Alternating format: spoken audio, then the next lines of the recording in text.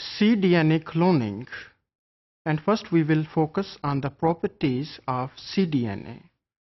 Previously we discussed that how genomic DNA libraries can be created, and you have the idea that genomic libraries, they represent the whole genome of a particular organism, and it contains all the recombinant molecules that are present in that organism. But on the other hand, cDNA, it is prepared from RNA populations. If you remember, I think in previous lectures, maybe when we were discussing about the cutting and joining techniques, we discussed the cloning or the joining of cDNA by homopolymeric tailing, that cDNA, it can be produced by subjecting the messenger RNA to reverse transcriptase.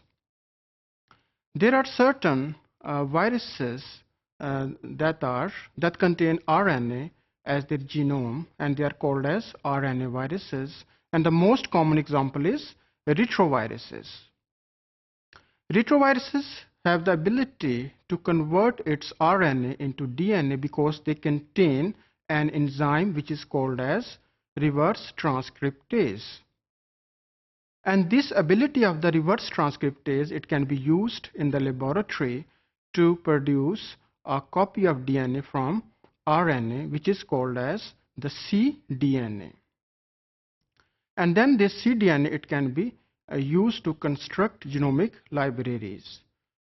cDNA has certain advantages as compared to genomic DNA. The main advantage is that the cDNA, they lacks introns that are the non-coding region. Although these introns, they are not mainly present in bacteria, but they're present in higher organism. And if you analyze a gene of higher organism, these introns, they may be present anywhere within the gene. ये gene के दरमियान भी हो सकते हैं as an intergenic region, या ये 5 prime and या 3 प्राइम एंड दोनों साइड्स पे हो सकते हैं. और जब जीन की ट्रांसक्रिप्शन होती है तो ये भी साथ में ट्रांसक्राइब हो जाते हैं.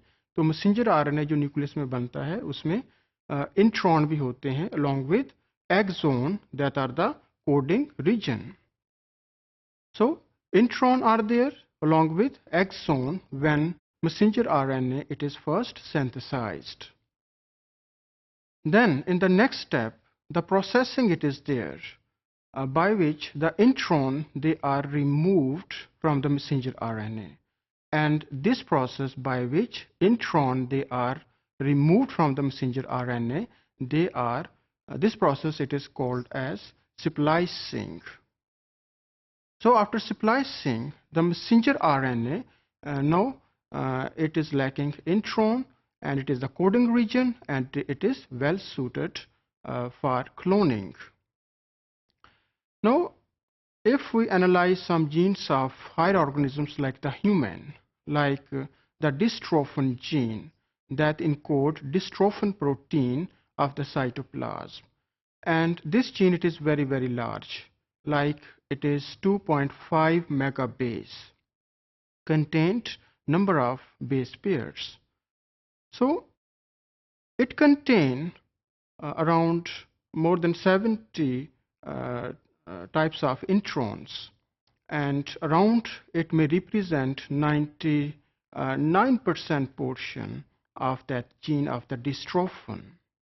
Or in other words, we can say that 0.08% of the genomic DNA of human it is represented by this gene. So now you may have the idea that this dystrophin gene of human it is very large, and when we will attempt to clone it by constructing genomic library, because of the huge size it is not possible.